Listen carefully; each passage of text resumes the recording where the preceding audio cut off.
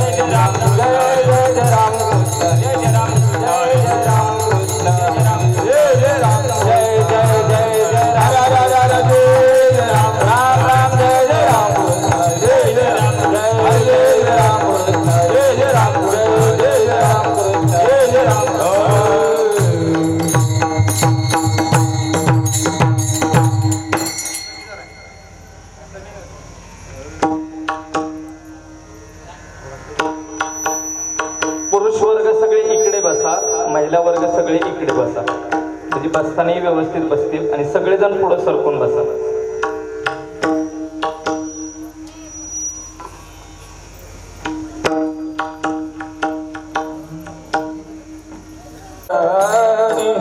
तो हा विठ्ठला बरबा, तो हा माधव बरबा, तो हा विठ्ठला बरबा,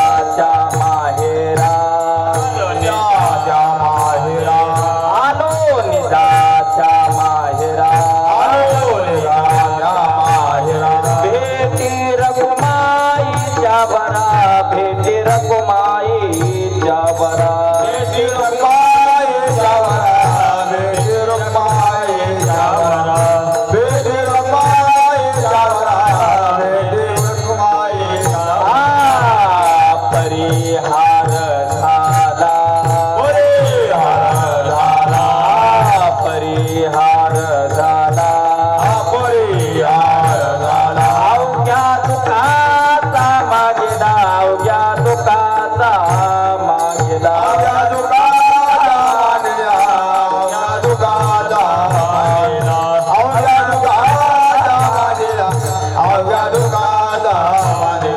आलो निजाच्या माहेरा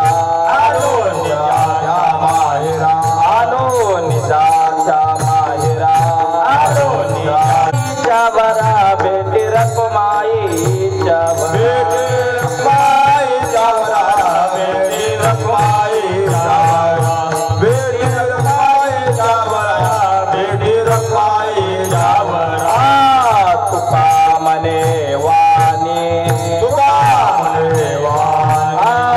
तुका मने वाणी तुका मने वाणी गेले आता घेऊ धनी गेले आता घेऊ धनी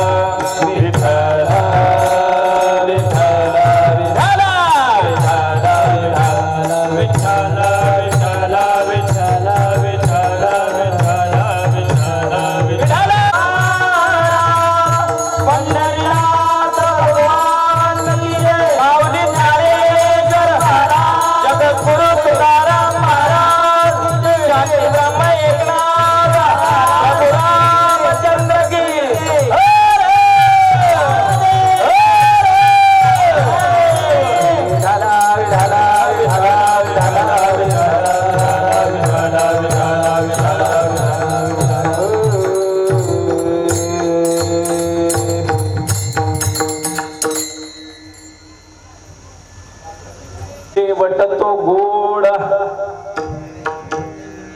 शेवट तो भला माझा गोड झाला आलो निजाच्या माहेरा भेटी रकुमाईच्या वरा परिहार झाला अवघ्या सुखाचा माहिरा आलो निजाच्या माहेरा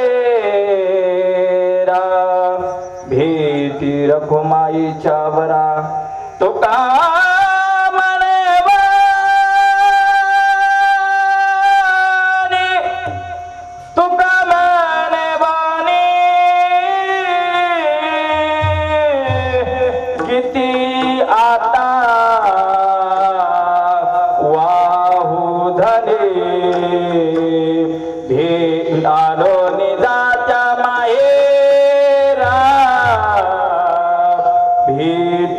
रखुमाईच्या वरा विठाला विठाला विठाला विठाला विठाला विठाला विठाला विठाला विठाला विठाला विठाला विठाला विठाला विठाला वक्रतुंड महाकाय सूर्यकोटि समप्रभ निर्विघ्नं कुर्मे देवे सर्वकार्येषु सर्वदा महायोगपीठे तटे भीमरत्य वरं पुंडरीकाय दातुं महेन्द्रै समागत्य तिष्ठन्तमानन्दकन्दं परब्रह्मलिङ्गं भजे पाण्डुरङ्ग करू प्रथम नमन पाण्डुरङ्ग करू प्रथम नमन पाण्डुरङ्ग करू प्रथम नमन पाण्डुरङ्ग करू प्रथम पाण्डुरङ्ग करू प्रथम नमन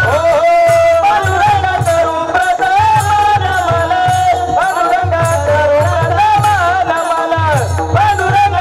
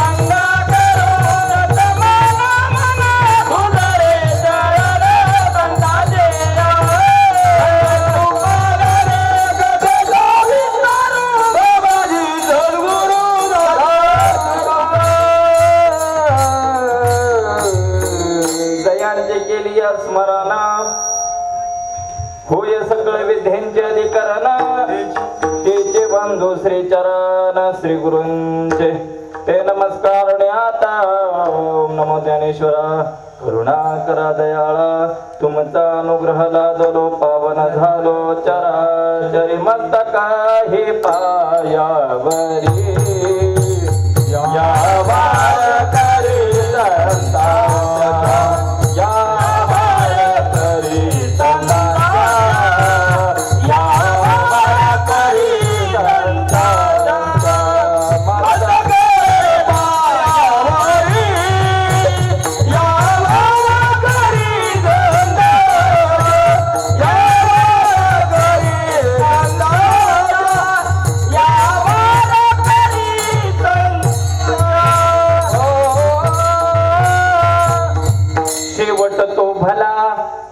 माझा गोड झाला आलो निजाच्या माहेरा भेटी रकुमाईच्या वरा प्रस्तुत प्राप्त प्रसंगी सेवेकरता निवडलेला अभंग जगद्गुरु तुकोबारा यांचा आहे आणि या अभंगातून जगद्गुरु तुकोबारा आहे शेवटी भगवंताची झाली आणि त्याबद्दल कृतज्ञता व्यक्त करतात. विठ्ठल विठ्ठल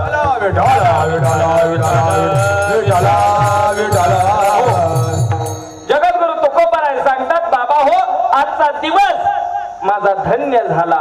का झाला तर माझा शेवट गोड झाला. नवे नवे तुकोबारायांचा या अभंगाच्या नंतरचा अभंग आहे. याजसाठी केला होता मी अठ्ठास, शेवटचा दिवस गोडवा. महाराज सांगतात, याजसाठी मी केला होता अठ्ठास. कशासाठी तर माझा शेवटचा दिवस गोड व्हावा. आणि म्हणून महाराज आजच्या अभंगातून तुकोबाराय सांगतात, माझा आजचा दिवस शेवटचा दिवस गोड झाला माझा.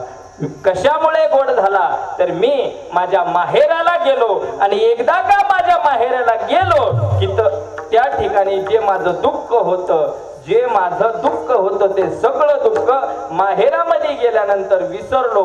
नवे नवे आता मला बोलायची सुद्धा काही गरज नाही. तुका म्हणे वाणी, आता मला बोलायची सुद्धा गरज नाही. माझं दुःख संपलं. विठ्ठल विठ्ठल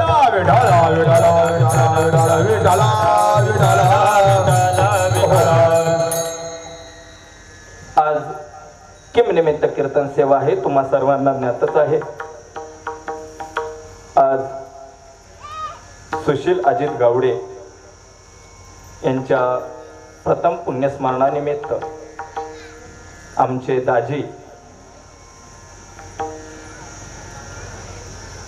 महाराज गेल्या 2 वर्षामध्ये आपल्या भारतावरती म्हणण्यापेक्षा पूर्ण जगावरती कोरोना सारख्या महाभयंकर आजाराचं दुःख या जगावरती आलं होतं. संकट या जगावरती आलं होतं आणि त्यातूनच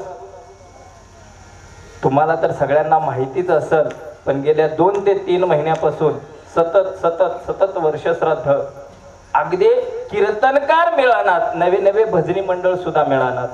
परवाचीच गोष्ट सगळ्यांना माहिती आहे. आपल्याच गावचे गावडे विडणीमध्ये एका दिवशी वर्षश्राद्धाची कीर्तनं 35 कीर्तनं एका गावामध्ये चालू होती. म्हणजे विचार करा किती भयानक परिस्थिती असेल. असो,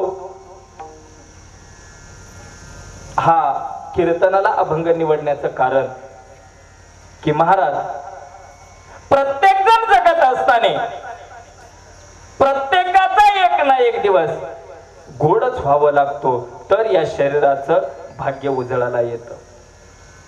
प्रत्येकाला जन्माला यायचंय, प्रत्येकाला मरायचंय, असा या भूतलावरती कोणताच व्यक्ती नाही की त्याला मरायचं नाही. बरोबर आहे. शास्त्राने पुराणाने अनेकांची उदाहरणं दिली. नवे नवे देवाला जन्माला आल्यानंतर देवाला तर मरावं लागलं, पण महाराज देवाच्या बापाला सुद्धा मरावं लागलं. मग तिथं आपण मरतो यात कुठंच बसत नाही महाराज, दर्यामध्ये खसखस याप्रमाणे बसतोय. देवाला मरावं लागतं, नवे नवे देवाच्या बापाला मरावं लागतं. तिथं आपली काय तर आहे. आणि महाराज प्रत्येकाला वाटतं, मी त्या दिवशीही कीर्तनात सांगितलं, दररोज सांगतो की महाराज या कोरोनामध्ये कोण लोक गेली माहिती आहे तुम्हाला? अशी लोक गेली की जे चांगली लोक होते, जे सगळ्यांना आवडत होते, महाराज ती देवाला आवडली आणि देवाने त्यांना घेऊन गेलं. विचार करा, आपण पाठीमागे राहिलोय याचा अर्थ असा नाही की कोरोनाने आपल्याला काही केलं नाही. कोरोनाने आपल्यावर पण अटॅक केलता, पण आपलं एवढं पाप आहे, एवढं कर्म आहे की कर्म भोगल्याशिवाय आपल्याला वरती जागा, कर्म भोगल्याशिवाय आपल्याला पुढचा जन्म मिळणार नाही. म्हणून आपल्याला जे या ठिकाणी ठेवलंय ते आपल्याला अजून भोगायचंय, आपल्याला अजून भोगायचंय. आमचे दाजी खरंच महाराज त्यांनी कमी आयुष्यामध्ये जास्त चांगलं काम केलं. चांगला स्वभाव, सुंदर स्वभाव, रस्त्याने येणा जाणाऱ्याला प्रत्येकाला बोलायचं. मी सांगतो की जे सगळ्यांना आवडतात महाराज तेच देवाला आवडतात. आणि आजचा अभंगही मी त्याच दृष्टीने निवडलाय की तुकोबाराय सांगतात की माझा शेवट गोड झाला. कसा गोड झाला याचं चिंतन पुढच्या आपल्याला 1 तासामध्ये पाहायचंय. या ठिकाणी गावडे परिवाराने निमंत्रण दिलं.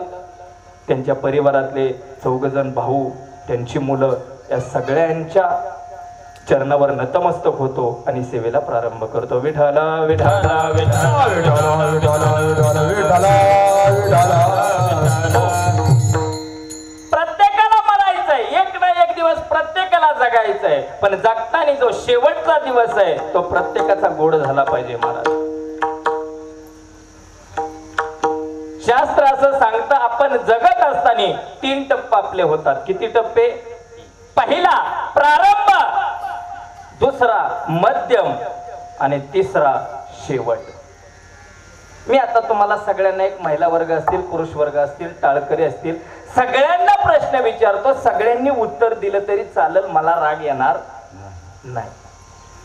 मला सांगा, माणसाचा प्रारंभ चांगला असावा की मध्यम चांगला असावा का शेवट चांगला असावा? चतुरे महाराज तुमचं काय म्हणणं आहे? शेवट चांगला असावा. पहिल्यांदा कसला असला तरी चालतो. बसलेल्यांचं काय उत्तर काय? आप्पा शेवट, सुरुवात कशी पण असू द्या. नाही चालत महाराज, शास्त्रात शेवट चांगला होत नाही. आपल्या शेतकरी भाषेत उदाहरण सांगू का? जर चांगलं पेरलं तर काय उगावणार आहे? चांगलं उगावणार. कांद्याचं बी तिकडं नाशिक कडून आणलं 4-4 हजार रुपयाचं, आणि ते जर वरचं भोंग्यातलंच असलं तर ते काय उगवणार आहे? मग त्याचा शेवट कसा चांगला होईल? त्याला प्रारंभही चांगला लागतो तर त्याचा शेवट चांगला होतो. शेवट तसा चांगला होत नाही. महाराज प्रत्येकाला जगत असताना 3 काळामध्ये लोक जगतात. चतुरे महाराज 3 काळामध्ये लोक जगतात. पहिला काळ आहे तो चालू काळ आहे. चालू अवस्थेमध्ये काही जण जगतात, काही जण भूतकाळात जगतात आणि काही जण भविष्य काळात जगतात. विठाला विठाला विठाला विठाला विठाला विठाला विठाला. महाराज जी वयोवृद्ध लोक असतात आपल्या सगळ्यांना माहिती आहे, ती जास्त भूतकाळात जगतात. असं त्यांच्या शेजारी जर बसलं ना तर त्यांचं एकच म्हणणं असतं, महाराज आमच्या काळात असलं. बरोबर ना? सासूबाई बी सुनांना सांगत असते, आमच्या काळात असलं नव्हतं. म्हणजे ते जगतात कसे? भूतकाळात, पाठीमाग. आणि काही लोक असतात ती चालू काळामध्ये जगतात. आणि शास्त्र असं सांगतं चालू काळामध्ये कोण जगतं माहिती आहे का? जी तरुण पिढी आहे ना ती आज चालू काळामध्ये जगते. महाराज त्यांना पाठीमागचंही काही घेणं देणं नसतं आणि पुढचंही काही घेणं नसणं. आज आपल्या खिशात पैसे आहेत ना, आजचा विषय मिटवू, पुढचा विषय नाही. आणि महाराज जे भविष्यात जे जगतात ना, अशी अगदी बोटावर मोजणारी माणसं असतात. ते भविष्याचा विचार करतात. महाराज भविष्याचा विचार करतात. महाराज उदाहरणच सांगायचं झालं तर छत्रपती शिवाजी महाराजांनी जर लहानपणामध्ये आपला भविष्याचा जर विचार केला नसता तर ते सुद्धा मुसलमानांच्या लाईन मध्ये जाऊन बसले असते, नवे मुघलांच्या सैन्यामध्ये जाऊन बसले असते. का? तर महाराज त्यांनी विचार केला की भविष्याचा विचार केला. काय विचार केला? की मी स्वराज्य निर्माण करीन, माझ्या जनतेला मी सुखी ठेवील. कधी? चला शिवाजी महाराजांचं जाऊ द्या, ज्ञानोबारायांचं उदाहरण घ्या. ज्ञानोबारायांनी जर लहानपणीच ठरवलं असतं ना की काय, जे खळांची व्यंकटी सांडू या जगासाठी पसायदान आणल्याचं नाही, फक्त आपलाच विचार करायचं. महाराज वयाच्या 16व्या वर्षी ज्ञानोबारायांनी ज्ञानेश्वरी लिहिली आणि वयाच्या 22व्या वर्षी समाधी घेतली. आणि एवढं काय आपल्यासाठी देऊन दिलं, हे कशामुळं? तरी फक्त आणि फक्त भविष्यामुळं. आम्ही भविष्य काळ सांगतो. आणि हे जे 3 काळ आहेत याच्या व्यतिरिक्त सांसारिक माणसामध्ये अजून 2 काळ असतात बरं का. कुठले? चालू, भविष्य, वर्तमान किंवा भूतकाळ. याच्या व्यतिरिक्त अजून 2 काळ असतात. त्याचं नाव काय? सकाळ आणि संध्याकाळ. हे पण काळच आहेत. शास्त्रामध्ये हे सुद्धा काळ आहेत महाराज. सकाळ, आता मी तुम्हाला बसलेल्यांना प्रश्न विचारतो, आपल्यासाठी महत्वाची सकाळ की संध्याकाळ? अय कुरवलीकर, आपल्यासाठी महत्वाची सकाळ का संध्याकाळ? महिला वर्ग, सकाळ की संध्याकाळ? सावता महाराज, सकाळ की संध्याकाळ? तुम्ही म्हणाल महाराज तुला सगळं उक्त दिलंय, तुला काय बडबडायचंय ती बडबड, आमच्याकडे काय नाही.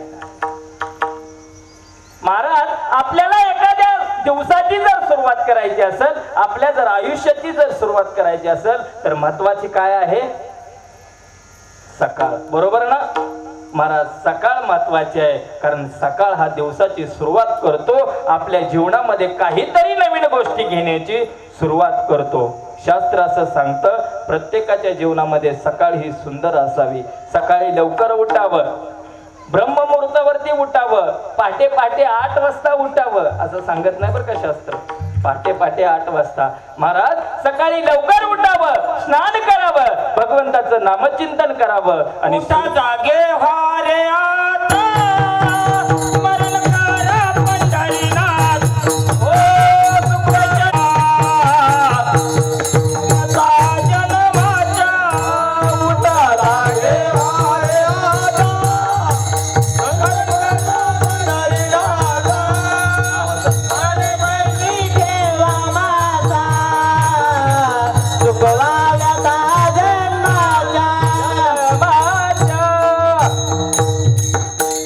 उठा जागे वारे आता.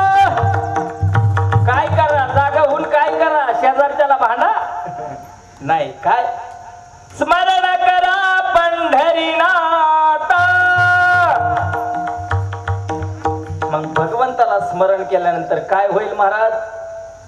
चुकवा व्यथा महाराज. सकाळी लवकर उठून भगवंताचं नामचिंतन करा, तुमचा जन्म सार्थक होईल. ही महाराज सकाळ. आणि सकाळ जेवढी महत्वाची आहे तेवढी संध्याकाळही महत्वाची आहे. संध्याकाळ, संध्याकाळ हा शब्द जॉईंट आहे. संध्या अधिक काळ. व्याकरणाच्या दृष्टीनं पाहिलं तर संध्या अधिक काळ. महाराज संध्याकाळ एकत्र होती.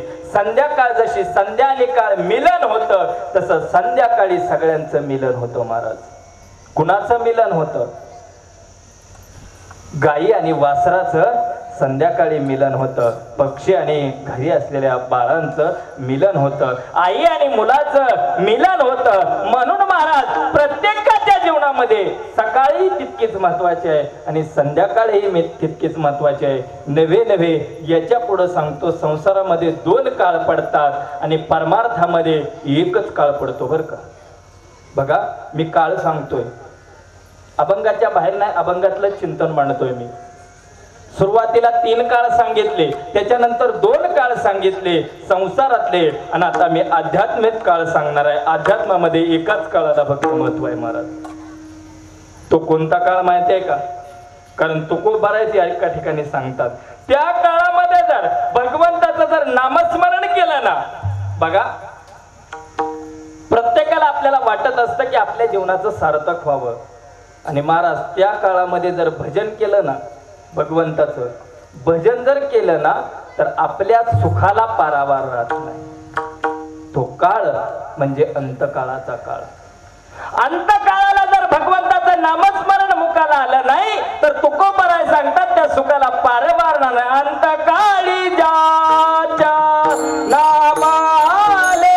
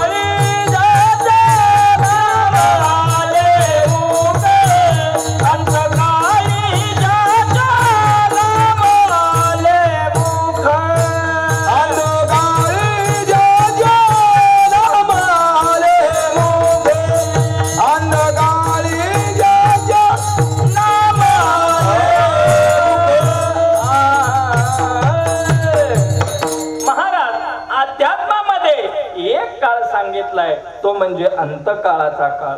आणि महाराज त्या अंतकाळामध्ये एखाद्याच्या मुखाला जर नाम आलं ना भगवंताचं, तर त्याच्या आयुष्याचा कल्याण होतं महाराज, त्याच्या सुखाला पारावार राहत नाही.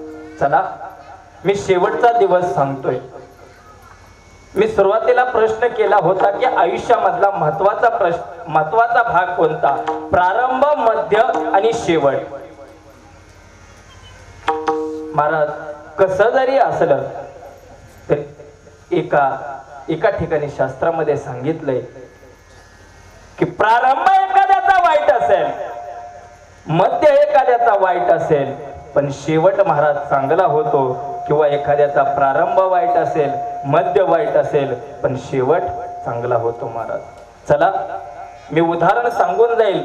ज्याचा प्रारंभ चांगला आहे, ज्याचा मध्यही चांगला आहे, पण महाराज त्याचा शेवट वाईट झाला. उदाहरणच सांगायचं झालं, बघा परवाच मी एका कीर्तनकाराच्या मुखातून ऐकलं, महाराज मला सवय सगळ्यांचं उष्ट खायचं.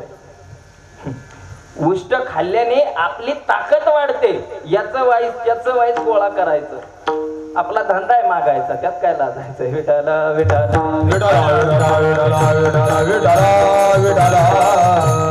एका कीर्तनकाराने सांगितलं होतं की ज्याची 100 मुलं होती त्याला शेवट अग्नी पेटवावा लागला आणि स्वतःचा देह नष्ट करावा लागला. पण महाराज ज्याच्याकडं काहीच नव्हतं, मुलबाळही नव्हतं, संपत्तीही नव्हती, त्याला न्यायला भगवंताने विमान पाठवलं. मी उदाहरण सांगतो बघा, ज्याचा प्रारंभही चांगला आहे, ज्याचा मध्यही चांगला आहे, पण महाराज शेवट एवढा वाईट झाला की अगदी इतिहासाने सुद्धा त्याची दखल घेतली. महाराज मी उदाहरण सांगतोय धृतराष्ट्राचं. पंडू आणि धृतराष्ट्र ही 2 मुलं, 2 भाऊ. धृतराष्ट्राला 100 मुलं आणि पंडू राजाला 5 मुलं.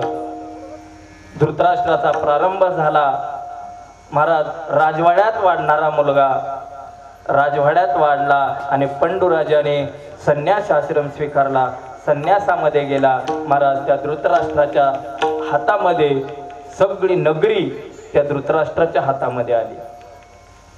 जास्त मी विस्तारित सांगत नाही. 100 मुलं झाली आणि ज्या वेळेस महाराज प्रारंभही चांगला झाला, मध्यही चांगला झाला आणि ज्या वेळेस शेवट काळ आला, सगळ्यांना महाभारत माहिती आहे. 5 पांडव मेले आणि 100 कौरव जिवंत राहिले. बरोबर ना? बरोबर का? 5 पांडव मेले आणि 100 कौरव, बरोबर का? कुशलराव माना हा लावताय बरोबर म्हणून. महाराज 5 पांडव जिवंत राहिले आणि 100 कौरव. कशामुळं? महाराज ज्यांच्यासोबत चांगली असती ना, म्हणून संतांनी सांगितलंय बरं का, आपुला तो एक देव करणी द्यावा, तेने विना जीवा सुख नोये, तेने विना जीवा सुख नोये. आपुला तू एक देव करुणी घ्या, तेने विना जीवा सुख नोये, तेने विना जीवा सुख नोये.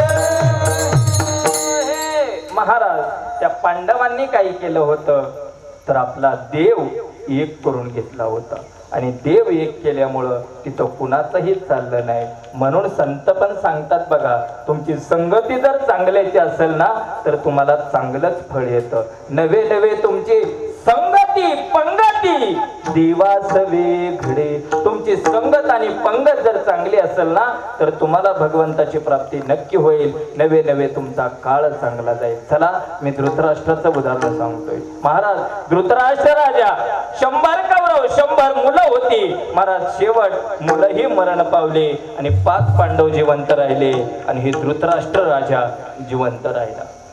आता जायचं कुठं म्हणून आपल्या मुलांच्या, आपल्या भावाच्या मुलांकडे राहिला, पंडूंच्या मुलाकडे तो धृतराष्ट्र राहिला.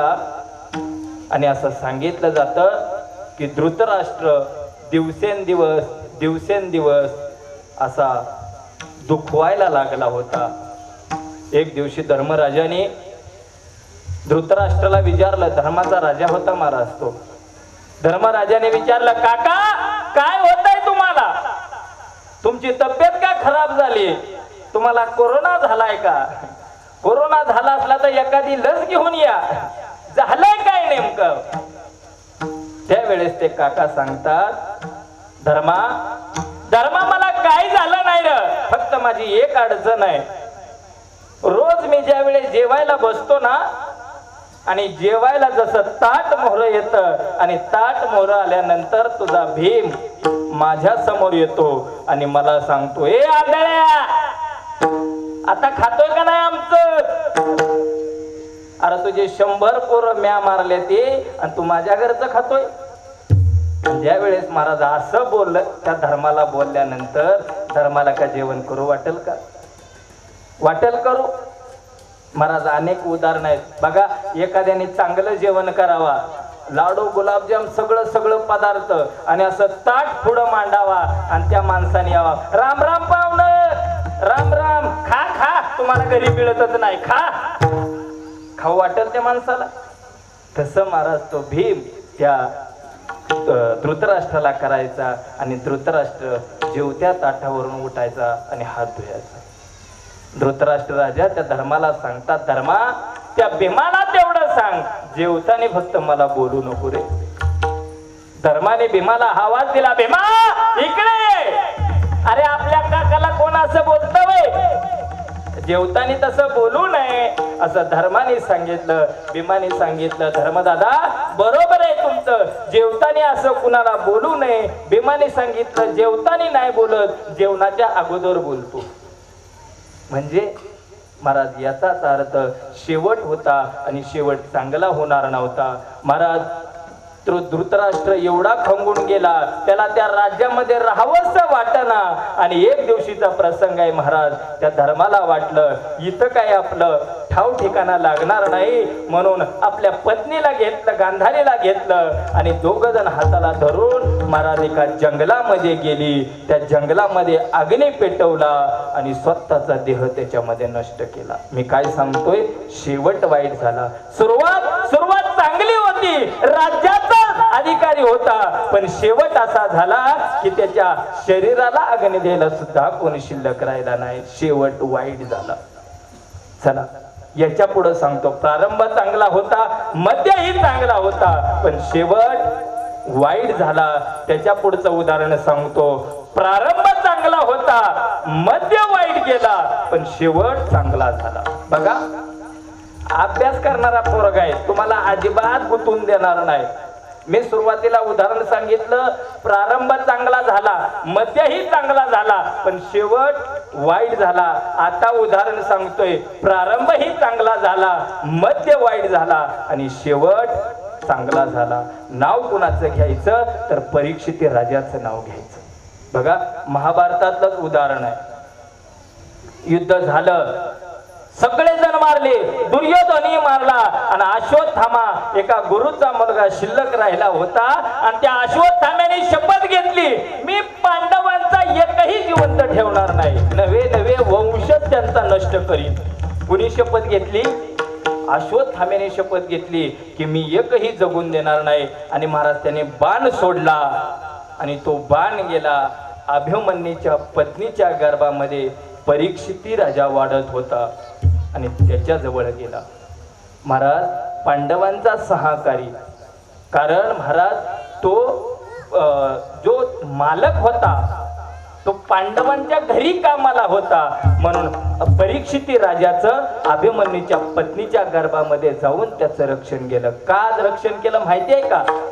द्वारकेचा ना पांडवा घरे, द्वारकेचा ना पांडवा घरे, द्वारकेचा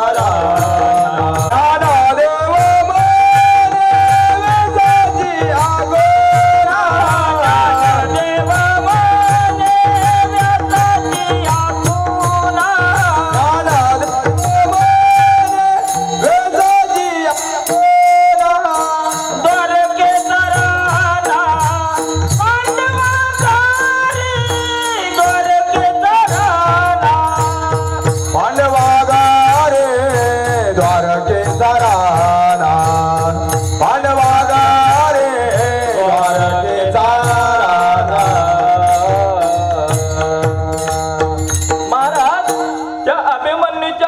ऋषीच्या गर्भामध्ये जाऊन देवाने त्या परीक्षिती राजाला वाचवलं. महाराज, ज्याचं गर्भामध्ये देवाचं दर्शन झालं त्याचा प्रारंभ चांगला झाला. महाराज, मी जास्त विस्तारित सांगत नाही, प्रारंभ चांगला झाला.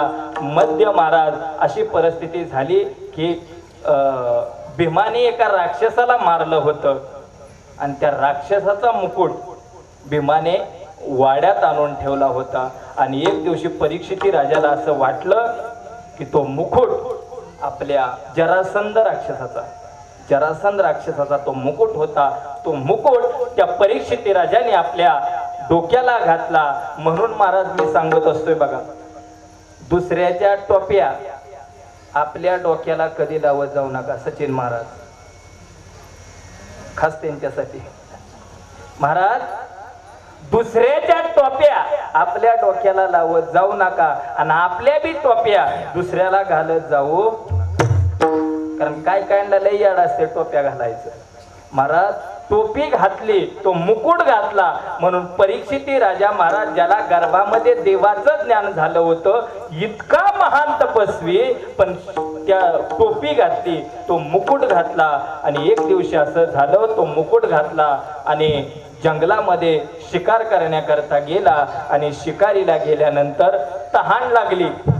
सैन्य एकीकडे गेलं, हा एकटाच राजा एकीकडे गेला आणि तहान लागली म्हणून समोर एक आश्रम दिसला आणि त्या आश्रमामध्ये तो राजा गेला आणि तिथं पाहिलं तर एक ऋषी तपश्चर्या करत होते. आणि तपश्चर्या करत असताना त्या परीक्षिती राजाने पाहिलं आणि त्याने सांगितलं, ओ महाराज, पाणी मिळेल का? पाणी. महाराज, एवढा तपस्वी राजा होता पण डोक्यामध्ये राक्षसाचा मुकुट होता म्हणून त्याला त्या तपस्वीचं ज्ञान झालं नाही. त्यांनी त्या महाराज ते तपस्वी भजनामध्ये दंग होते, त्यांना देहाचा विसर पडला होता, त्यांनी आवाजाकडे लक्ष दिलं नाही. परत त्या परीक्षिती राजाने विचारलं, ओ महाराज, अहो दिसत बिस्त का नाही? एवढं काय झोपेचं नाटक करता? पाणी मिळेल का? पाणी. असं 2-3 वेळा आवाज दिल्यानंतर तो राजा काय उठना. परीक्षिती राजाला राग आला आणि रागामध्ये महाराज शेजारी एक मेलेला साप होता, तो साप उचलला आणि त्या महाराजाच्या अंगावर नेऊन टाकला. कशामुळं? दुसऱ्याच्या टोप्या आपल्या डोक्यात घातल्यामुळं. आपला विचार चांगला असतात, परीक्षिती राजाचा विचार चांगलं होतं, पण दुसऱ्याची टोपी आपल्या डोक्यात घातली आणि त्या तपस्वी ऋषीच्या गळ्यामध्ये मेलेला साप अडकवला आणि त्याचा परिणाम असा झाला. आल्यानंतर पाहिलं तर काय, तर आपल्या त्या ऋषीच्या मुलाने पाहिलं की आपल्या वडिलांच्या अंगामध्ये मेलेला साप टाकलाय कोणीतरी. त्या मुलाने उठलं, ए उठा की राव, शेजारची बघा, भावकीनं सगळा बांध पडला तरी तुम्ही अजून झोपलाय. कोण म्हणला? ऋषीचा मुलगा. असा म्हणाल वय?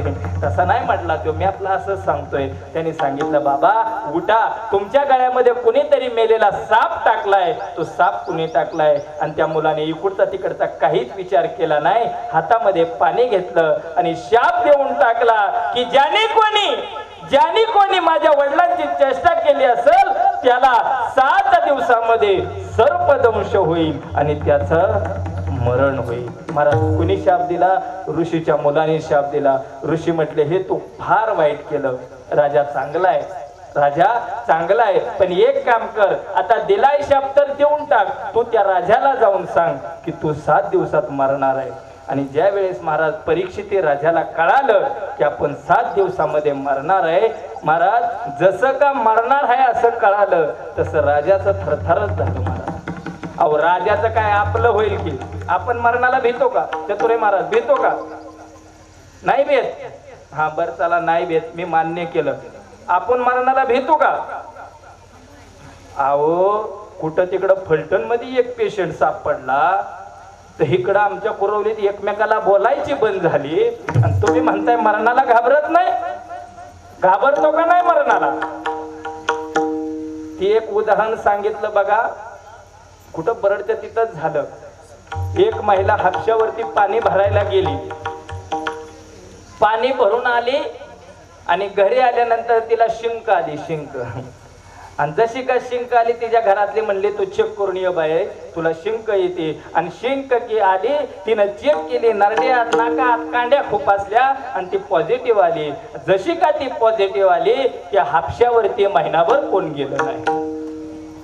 महाराज आपण सगळे त्या काळाला भीतो, असा या भूतलावरती एकही व्यक्ती नाही की तो या काळाला भेट नाही. पण महाराज ज्यांनी या काळावरती विजय मिळवला ना, त्याचं काही तुकाराम तुकाराम तुकाराम धन्य तुकोबा समर्थ, धन्य तुकोबा समर्थ, धन्य तुकोबा समर्थ, महाराज त्या परीक्षिती राजाला शाप दिला होता, 7 दिवसात मरणार. त्या राजाने सांगितल्यानंतर याच्यातून म्हणले एक सुटका आहे. शुकाचार्य आले, सगळ्यांना चरित्र माहिती आहे. आणि शुकाचार्यांनी त्यांना भागवत सांगितलं. शुकाचार्यांनी सांगितलं तुला जर या काळावरती विजय मिळवायचा असेल तर तुला एक करावं लागल, मी जे 7 दिवस भागवत सांगेल त्याचं श्रवण केलं पाहिजे. त्या परीक्षित राजाने सांगितलं महाराज तुम्ही सांगता भागवत ऐकलं पाहिजे, पण साप कुठनं येईल आणि कुठनं मला चावल याची मला भीती आहे. आणि तुम्ही सांगता भागवत ऐकलं पाहिजे, तुम्ही सांगता 12 वाजेपर्यंत कीर्तन ऐका, वरन ऊन लागते, वारा कुठनं लागाना, कसं कीर्तन ऐकलं जाईल. महाराज त्या परीक्षिती राजा होता, पाण्यामध्ये एक खांब उभा केला आणि खांबावरती एक बंगला बांधला आणि त्या बंगल्यामध्ये महाराज ती कथा सुरुवात केली. 7 दिवस असं शास्त्र सांगतं की परीक्षिती राजाला साप चावलाच नाही, परीक्षिती राजाच्या प्रेताला साप चावला. का? ते भागवत ऐकलं. आणि हे शरीर माझं नाही, हे शरीर माझं नाही, हे ज्या वेळेस त्या परीक्षिती राजाला कळालं त्यावेळेस मरणाचं दुःख काहीच झालं नाही. म्हणून महाराज सांगतात त्या परीक्षिती राजाचा शेवट जसा गोड झाला तसा महाराज या सुशांत दाजीचा आज त्यांचा शेवटचा दिवस गोड झाला. अभंगाचं प्रथम चरण. शेवट तो भला, शेवट भला,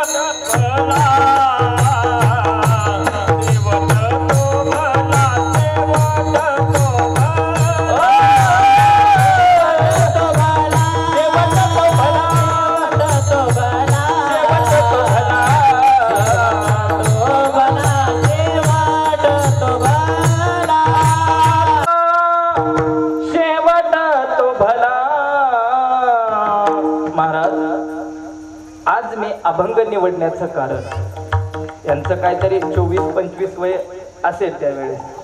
महाराज अवघ्या 24 आणि 25 वर्षामध्ये ज्याला मरण येतं महाराज तो खराच भाग्यवान बरं का. मी खोटं सांगत नाही महाराज, आपल्याला मरण का येत नाही, जन्म आणि मरण हे जर कशावर ठरत असेल तर आपल्या कर्मावरती ठरतं. जसं आपलं कर्म केले कर्म त्याची, जे कर्म केलंय ते आपल्याला भोगावंच लागतं. या भूतलावरती असं कोणच नाही की ज्यांनी कर्म नाही केलं आणि त्याला भोगावं लागलं. कर्म केल्यानंतर आपल्याला भोगच करावा लागतो.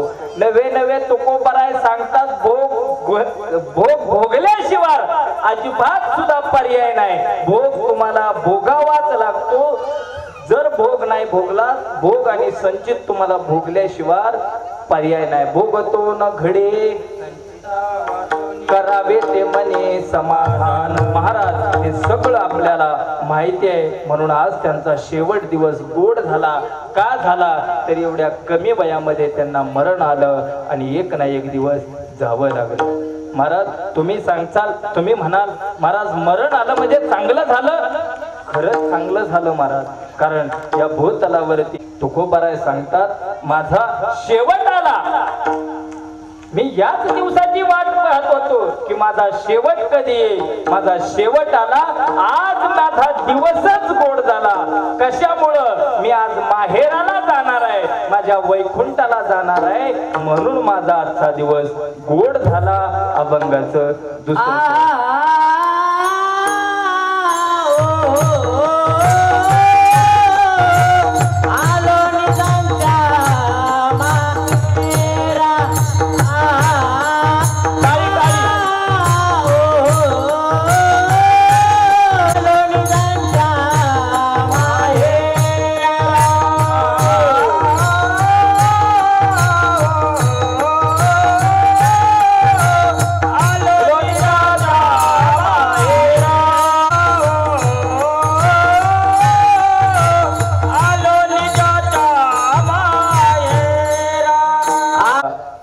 माझा तो गोड झाला महाराज. बघा महाराज, तुकोबारायांना असं काय वाटलं असेल की हा भूतलावर म्हणजे आपला जो संसार आहे तो सोडून जाताना तुकोबाराय त्याला धन्यता देतात.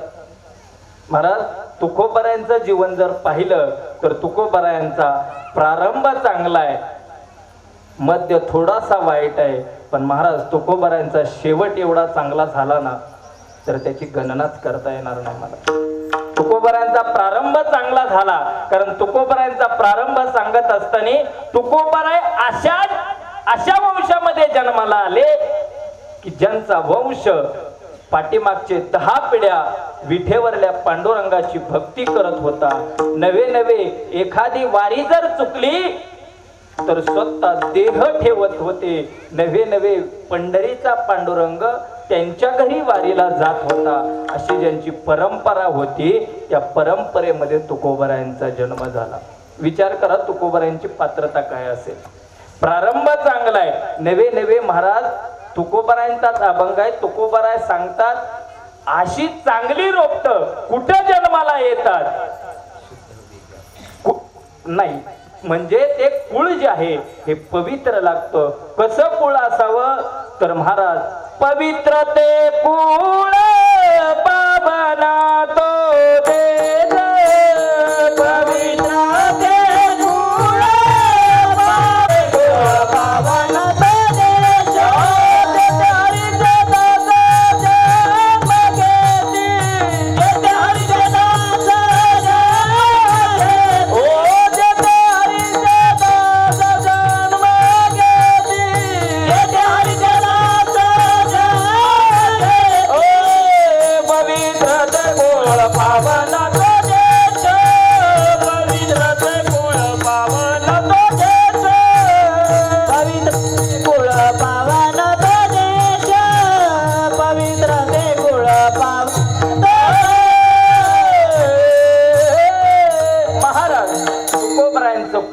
पवित्र होतं. नवे त्या पवित्र कुळामध्ये तुकोबारायांनी जन्म घेतला आणि त्यांचा शेवट एवढा गोड झाला.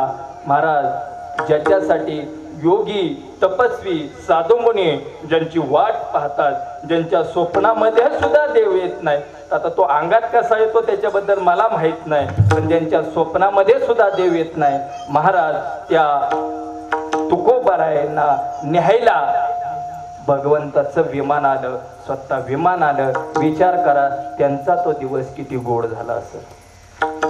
आज दाजींच्या निमित्ताने चिंतन मांडण्याचा योग आला.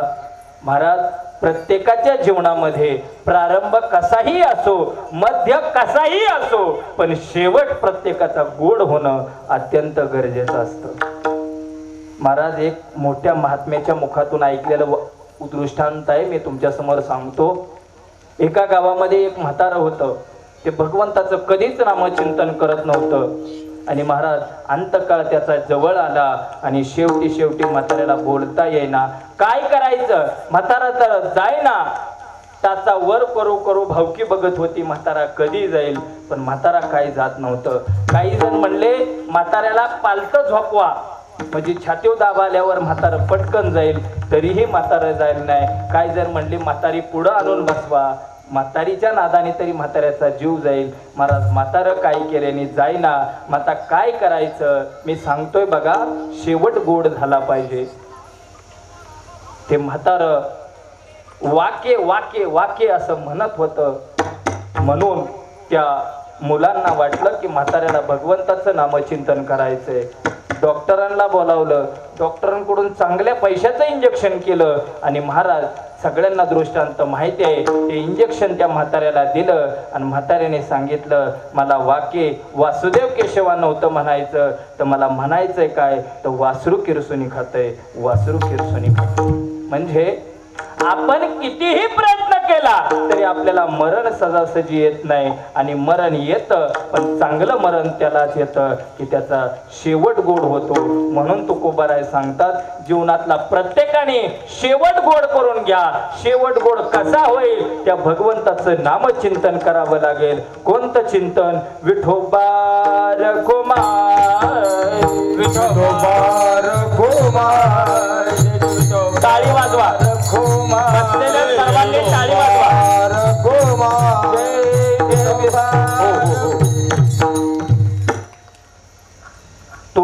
भजन करण्याचं मनस्थिती दिसत नाही. मी प्रत्येक कीर्तनातून सांगतो, आजच्या कीर्तनाचं पुण्य आपल्याला अजिबात लागत नाही.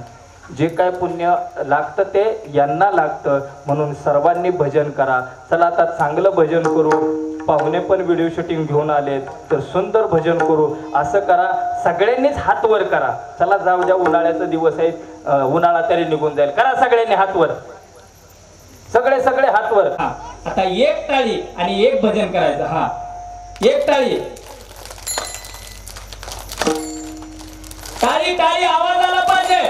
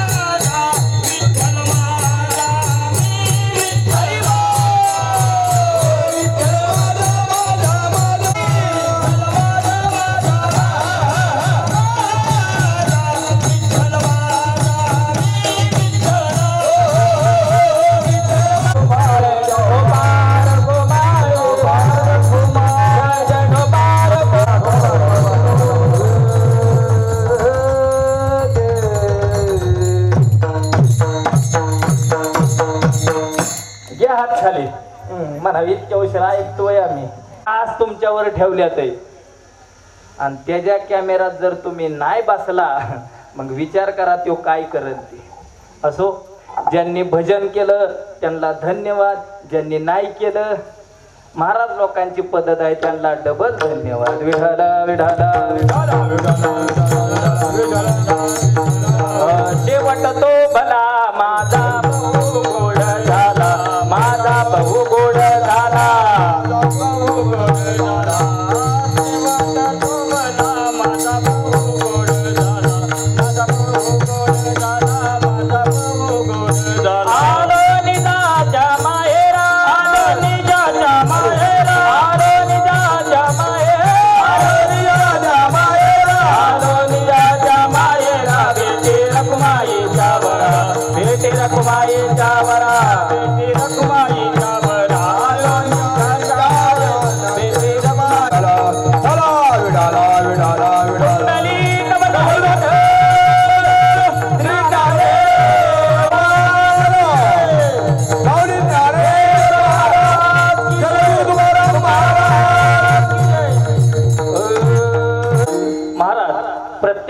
शेवट गोड होणं अत्यंत गरजेचं आहे बरं का.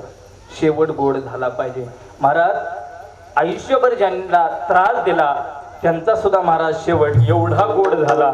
नवे नवे लोकांनी त्यांना डोक्यावरती घेतलं आणि त्यांची मिरवणूक काढली. बघा, एखाद्याचा प्रारंभ आणि मध्य किती वाईट असावा, किती वाईट असावा याला सांगता येणार नाही. महाराज वडिलांनी विठ्ठलपंतांनी संन्यास आश्रम स्वीकारला आणि संन्यास आश्रम स्वीकारल्यानंतर त्यांना जन्माला अडचणी यायला लागली. देवदेवतांनी काहीतरी त्यात महाराज जसा जन्म झाला, शेवटची मुलगी मुक्ताई फक्त 4 ते 5 वर्षाची होती आणि महाराज विचार करा 4 ते 5 वर्षाच्या वयामध्ये ती होती.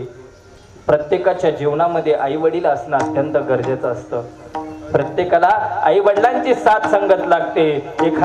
एखादी मुलगी जर सासरला असेल आणि सासरला जर सासून जर तिला खवळलं तर तिला एकच म्हणत असते, काय तुझ्या आई बापाने काही शिकवलं नाही का? विचार करा, एखाद्याच्या आयुष्यामध्ये जर आई वडील नसतील तर काय संकट येईल. चला जाऊ द्या, आई वडील नाहीत, चुलता चुलती असेल, मामा असेल, पण महाराज 4 भावंडांना कुणीच नाही. नवे नवे जवळच्याही लोकांनी लांब ढकलून दिलं आणि त्या चौघांना समाजातून बाहेर हाकलून दिलं. सगळ्यांना चरित्र माहिती आहे, मी जास्त विस्तारित सांगत नाही, वेळ कमी आहे. आणि महाराज एक दिवशीचा प्रसंग आहे. ती 4 भावंड, आई बिना पोरकी होती, बापा बिना पोरकी होती, आळंदीमध्ये इकडे तिकडे हिंडत होती. त्यांना कोणी बोलत नव्हतं. नदीच्या अलीकडे यायचं म्हटलं, गावामध्ये मधुगिरी मागायची म्हटलं तरीही त्यांना त्रास दिला जायचा. एक दिवशीचा प्रसंग आहे. मुक्ताईने सांगितलं, ज्ञानदादा, निवृत्ती दादा, ज्ञानदादा असे म्हणतात की मला मांडे खायचे.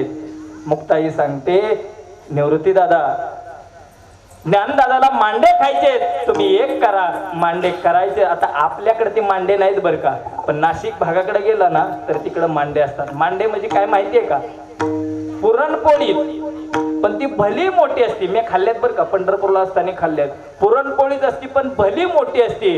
पण महाराज तिला तव्यावर भाजत नाही, तिला मडक्यामध्ये भाजलं जातं. महाराज ते मांडे, महाराज त्या ज्ञानदादाला मांडे खाण्याची इच्छा झाली म्हणून निवृत्तीराय आळंदीमध्ये गेले आणि एका कुंभाराकडून मडकं घेतलं आणि आपल्या इंद्रायणीच्या पलीकडे पर्णकोटी होती त्या कोटीकडे निघाले. बघा, लक्ष देऊन ऐका, 4 मुलांना आई वडील नाहीत तरीही ती मुलं जगतात. पण जगताना महाराज एवढा त्रास समाजाने द्यावा एवढं कधीच वाटलं नव्हतं.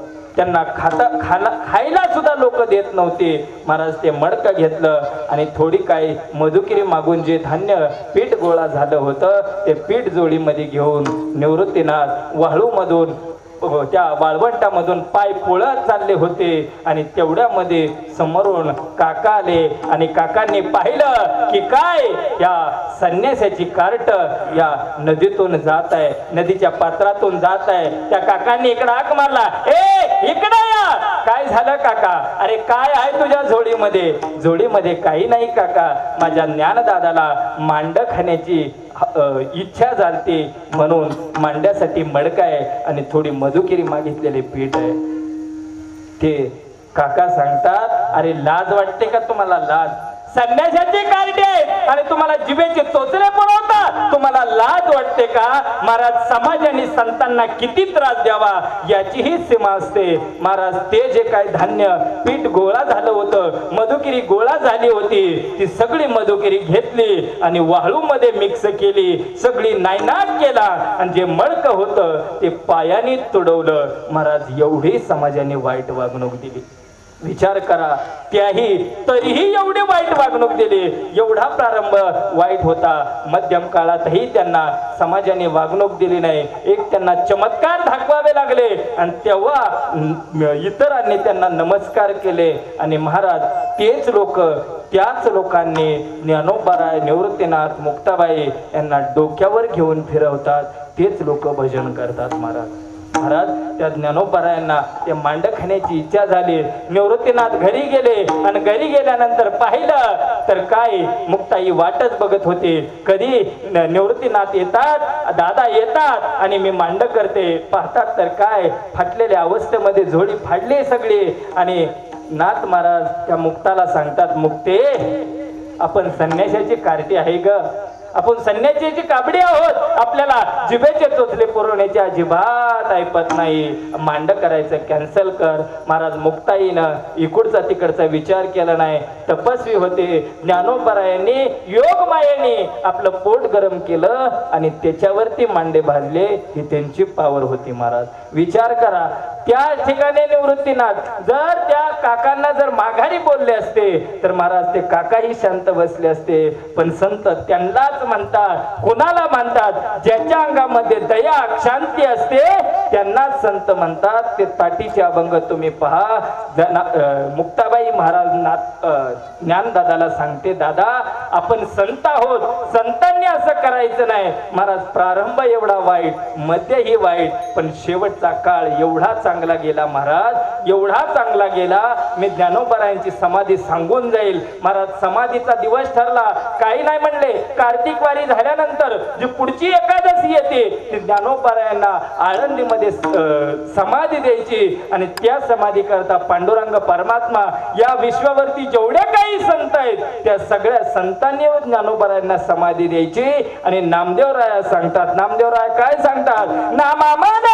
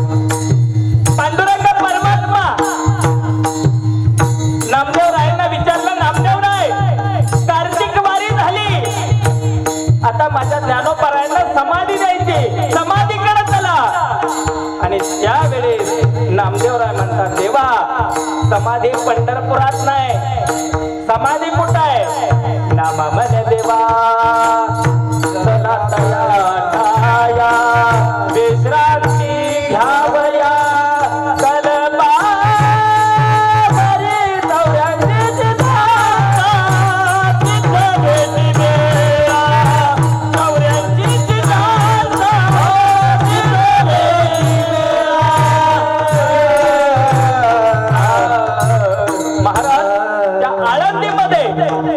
सगळे संत जमा झाले.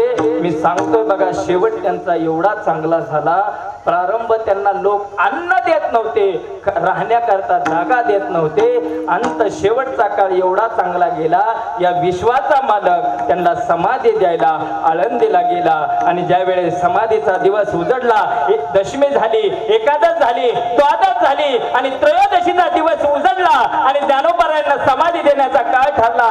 नामदेवरायांच्या 4 मुलांनी समाधीची जागा साफ केली आणि सगळेजण समाधीला दिवस उगवला.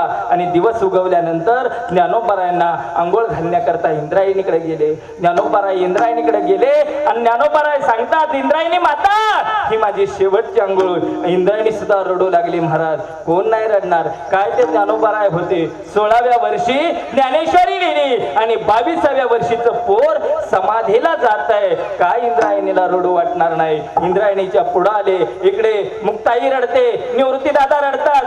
निवृत्ती दादा रडत नाहीत, सोपानदेव रडतात, दोघ जण भावंड रडतात. मुक्ताई सांगते, दादा दादा आता कुठंतरी आपल्याला समाज मानतोय, आता कुठंतरी आपल्याला समाजाने मान दिलाय, दादा जाऊ नका ना. पण ज्ञानोबाराय सांगतात, मुक्ते आता गेल्याशिवाय मार्ग नाही, एक ना एक दिवस जावंच लागणार आहे. आजची हीच वेळ आहे. महाराज ज्ञानोबाराय चालले, सगळेजण रडतात, सगळे संत रडतात. आणि ज्या वेळेस समाधीच्या समोर आले आणि समाधीच्या समोर आल्यानंतर महाराज इतक्या उशीर शांत राहिलेले निवृत्ती दादा कधीही वृत्तीवरती येणार नाही, सतत निवृत्ती राहणार असे निवृत्ती दादा ज्ञानोबारायांच्या समोर आले.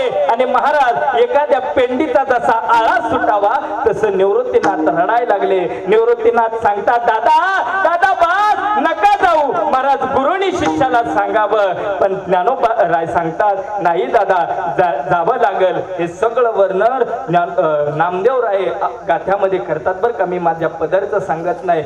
एक पेंडीचा जसा आळा सुटावा तसं निवृत्ती दादा रडायला लागले. आणि सगळे रडत असताना महाराज ज्यांचा प्रारंभ वाईट गेला, लोकांनी ज्यांना किंमत दिली नाही, महाराज शेवट त्यांचा एवढा चांगला गेला की या जगाचा मालक ज्ञानोबारायांसाठी रडायला लागला.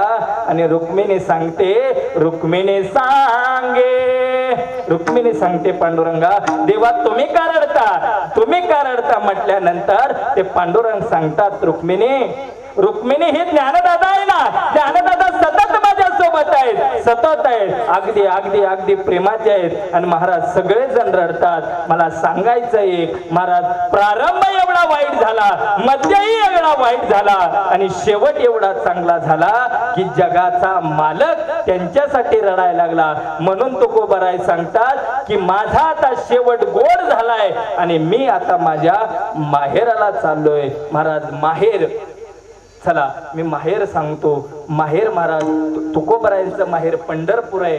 पंढरपूर माहेर कसं आहे? प्रत्येक लेकीचं माहेर, मला सांगा, सुनाचं माहेर असतं की सासूचं? महिला वर्ग लक्ष देऊन उत्तर द्या. बुवाले आगाव आहे. सुनाचं माहेर असतं की सासूचं माहेर असतं? कुणाचं माहेर असतं? सुनाचं माहेर असतं की सासूचं? बोला की बोला, येतं का नाही? सासूचं माहेर असतं की सुनाचं? दोघीचं बी नसतं.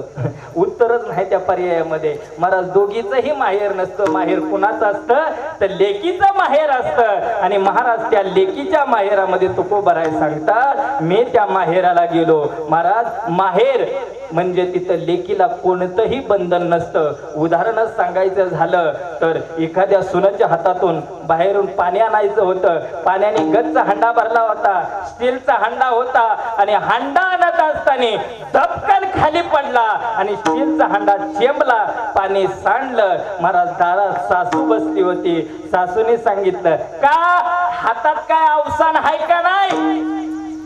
आई बापाने काय शिकवलं का नाही? बरोबर आहे ना, सासून सुनावणं हेच उत्तर असतं ना. आणि महाराज त्याच्यात पुढं सांगतो, लेक माहेरात आली होती, वरण भात खात होती, पण 2 घास खाल्ल्यानंतर लक्षात आलं की याच्यामध्ये तूप टाकावं. घरात गेली, खरकट्या हाताने घरात गेली आणि महाराज वरती फळीव ठेवलेली 4 किलो तूप असणारी भरणी वरच्या फळीवर होती आणि ती भरणी घेत असताना भरणी घसरली आणि दणकन खाली पडली. 4 किलो तूप सांडलं. पण आईचं उत्तर आहे का, असू दे ती फुटणारच. आई विना माया नाही, शोधा विषादाई, माया नाही, शोधा विषादाई, भाग्यवान तोच खरा असलेला नाही, हो भाग्यवान तोच खरा असलेला नाही, भाग्यवान निस्ता त्याला असलेला नाही, भाग्यवान तोच खरा असलेला नाही. आई विना माया नाही महाराज.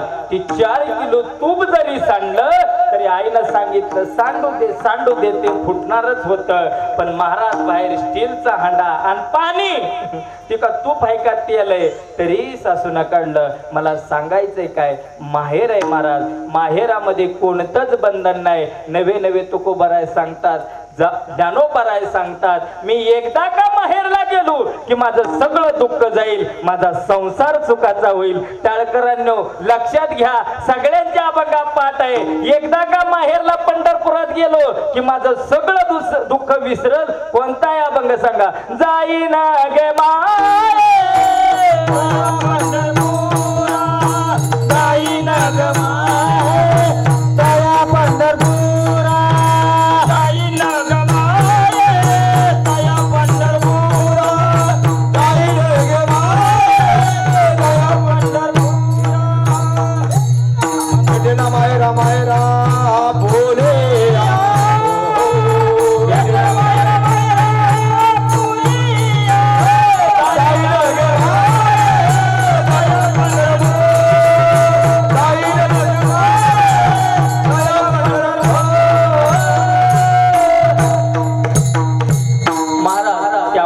बोले तुकोबाराय सांगतात, मला जायचं आहे. माहेर किती छान आहे बघा. एखाद्या सुनाला विचारा, लग्न होऊन 1, 2, 3 वर्ष व्हावेत आणि 6 ते 8 महिने झालं माहेरला न जाणारी मुलगी, आणि तिला विचारा माहेरला जाण्याचं सुख काय असते. बघा माता वर्गांनो, सगळ्यांना माहिती आहे जोपर्यंत माहेरामध्ये आई आणि वडील आहेत तोपर्यंत माहेरामध्ये जाण्याची किंमत आहे. पण ज्या दिवशी आई आणि वडील जाईल त्या दिवशी माहेरात अजिबात जाऊ वाटत नाही. का? माहेरामध्ये माणसं बदललेली असतात?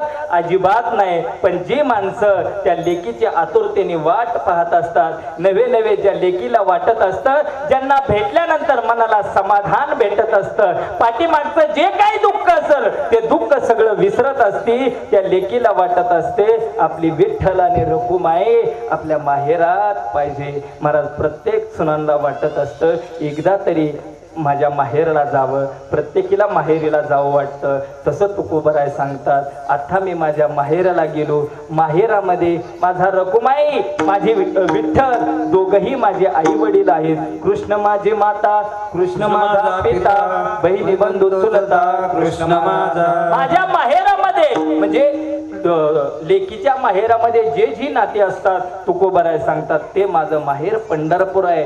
पंढरपुरामध्ये सगळेजण आहेत, सगळे जण. आणि एकदा का बघा, एखादी लेक जर एकदा का माहेरात गेली की सासरला तिच्या मागं कितीही दुःख असू द्या, माहेरला गेल्यानंतर ज्यावेळेस रिटर्न येते त्यावेळेस तिच्या चेहऱ्यावरती आनंद असतो. का? तर त्या माहेरामध्ये सगळी दुःख विसरलेली असते. म्हणून तुकोबाराय सांगतात त्या माहेरात गेलो माझी सगळी सुख दुःख विसर पडली, अभंगाचं परिहार झाला, परिहार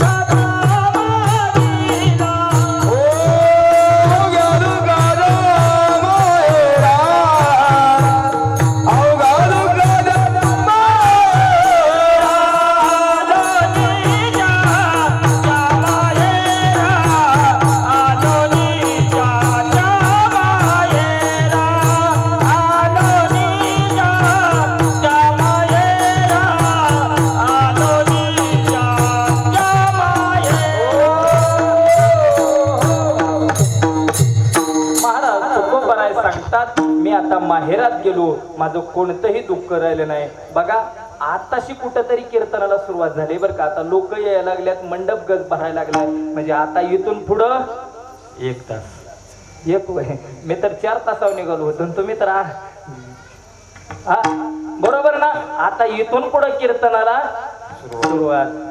तुम्ही म्हणाल महाराज तुला उक्त दिलंय, 12:05 झाले की आम्ही फुलं टाकणार आमच्या मार्गाला. असो, बसा खाली, अजून 1 तास 1.5 तास लागेल. बसा, सगळे आहे त्या जागेवरती बसा, खाली खाली बसा. विठाला विठाला त्यांच्या करता निवडलाय महाराज. प्रत्येकाचा दिवस शेवट हा चांगला झाला पाहिजे, आपल्या माहेराला गेला पाहिजे. महाराज श्राद्धाचं आजचं कीर्तन श्राद्धाचं नाही बरं का, प्रथम पुण्यस्मरणाचं कीर्तन आहे. महाराज शास्त्र असं सांगतं की आजच्या दिवशी, कारण या देहाचं एकूण 16 विधी केली जातात आणि आजचा शेवटचा विधी आहे. महाराज मी प्रत्येक कीर्तनातून सांगत असतो श्राद्धाचा महिमा गावावा लागतो म्हणून सांगत असतो. महाराज आजच्या कीर्तनात रडायचं नसतं. अनेक कीर्तनकार कविता गातात, आई वडिलांच्या वरती रडतात, पण माझी सगळ्यांना हात जोडून विनंती आहे, शास्त्राच्या आधारे कीर्तन आहे, कीर्तनाच्या आधारे शास्त्र नाही.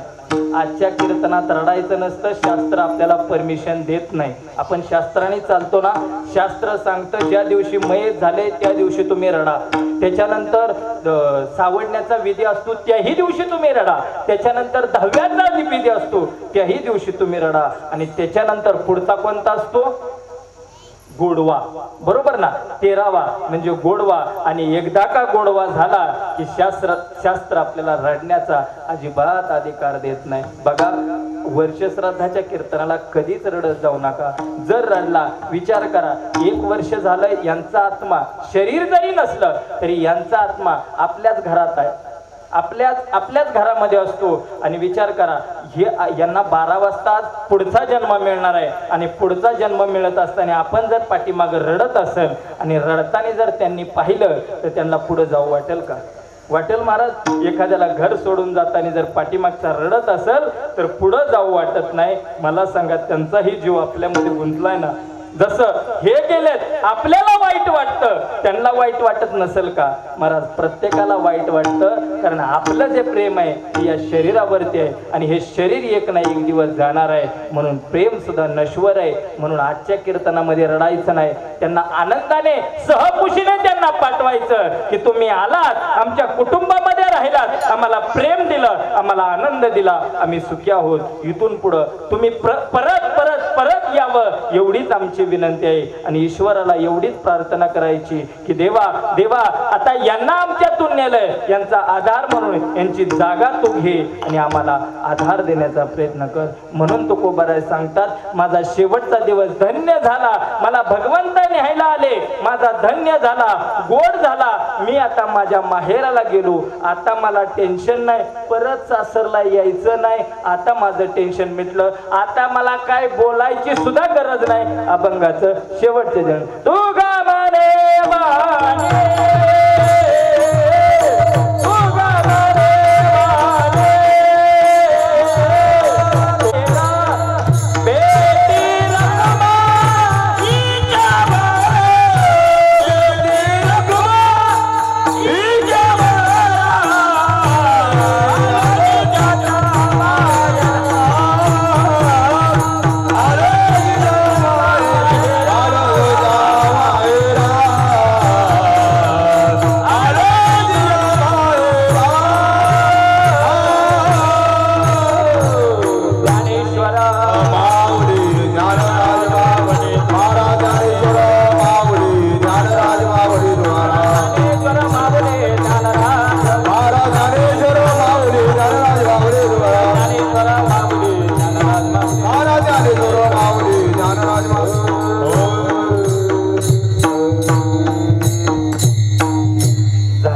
कीर्तन या अभंगाचा अर्थ आहे. ज्याला जसं जमल तसा अभंगाचा अर्थ निघतो महाराज. ही संतांची संत साहित्य आहे महाराज. जसा अर्थ काढल तसा काढता येतो. माझ्या बुद्धीला जेवढं जमेल तेवढं मी या अभंगाचा अर्थ काढण्याचा प्रयत्न केला. बरोबर असेल ते गुरुवर्यांचं चुकीचं असेल ते माझ्या बुद्धीचे दोष. या ठिकाणी गावडे परिवाराने निमंत्रण दिलं. आज दाजी सुशील अजित गावडे यांच्या प्रथम पुण्यस्मरणानिमित्त मला या ठिकाणी कीर्तन करण्याची संधी दिली त्याबद्दल सर्वांचे आभार मानतो. या ठिकाणी जे पै पाहुणे आले माता वर्ग पुरुष वर्ग बरीच लोक आली या सगळ्यांच्या चरणावर नतमस्तक होतो. त्याचबरोबर या ठिकाणी टाळकरी सावता महाराज असतील आपले सोयरे सावता महाराज असतील त्यास चतुरे महाराज जगदाळे महाराज आपल्या गावचा सुशांत असेल सगळे आपल्या गावचे भजनी मंडळी यांनी सुंदर अशी साथ दिली. आणि महत्त्वाचे म्हणजे ज्यांनी हे साऊंड सिस्टीम आपल्या गावचे सुंदर अशी साऊंड सिस्टीम आहे यांचंही मी आभार मानतो. त्याचबरोबर पाहुणेच ज्यांनी सुंदर असलं आपलं व्हिडिओ शूटिंग काढलं त्यांना एकच विनंती आहे ज्यांनी टाळी वाजवली ज्यांनी भजन केली तेवढीच फक्त व्हिडिओ शूटिंग मध्ये घ्या बाकीची सगळी काढून टाका. आणि दुसरी एक महत्त्वाची सूचना सुंदर असं तुम्ही व्हिडिओ शूटिंग केलं घर मालकाला एक कॅसेट द्या आणि तुमच्या पदरनी मला एक कॅसेट द्या कशाला मला आणखी पैसे द्यायला होता. असो सगळ्यांना या ठिकाणावर नतमस्तक होतो. जे काय बोलण्याच्या योगामध्ये एखादा चुकीचा शब्द गेला असेल तो माझी मला परत करा. आई वडिलांचं अंतकरण करून माझी मला परत करा. आणि आता यानंतर पुष्पवृष्टी होईल. सगळ्यांना एक महत्त्वाची सूचना आहे फुलं अशी कधी टाकायची नाहीत. फुलं आज आपण फुलं टाकायला आलोय की फुलं व्हायला आलोय? फुलं व्हायला आलोय. फुलं कुणीही टाकायची नाहीत. फुलं अशी व्हायची. जे कोणी घरातले असतील त्यांनी कृपया इथं समोर या. आपल्याला टायमिंग झालेला आहे. सगळ्यांना फुलं मिळाली का पाठीमागं? हा आता सगळ्यांनी उठून उभा राहा आणि पुढे या. तुकाराम आम्ही जातो तुम्ही कृपा तुझ्यावे आम्ही जातो तुम्ही कृपा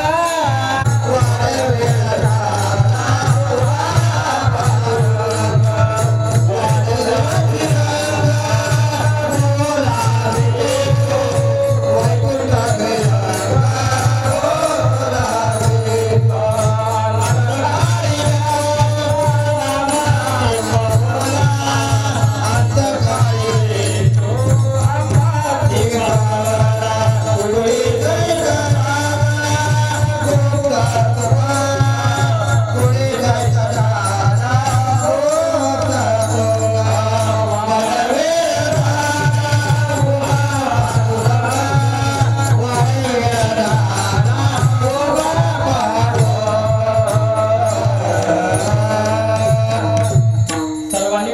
गोष्टी करायची पुंडलिक श्री ज्ञानदेव तुकाराम पंढरीनाथ भगवान की जय श्री ज्ञानेश्वर महाराज की जय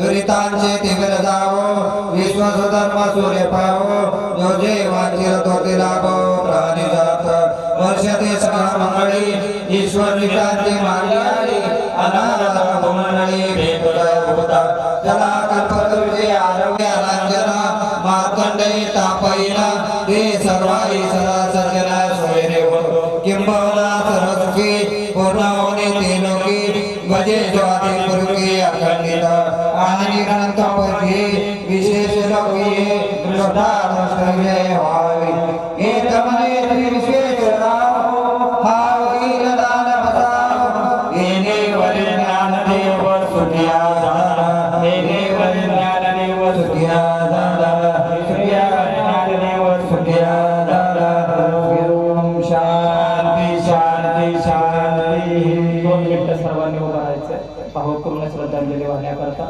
सर्वांनी शांत उभं राहायचं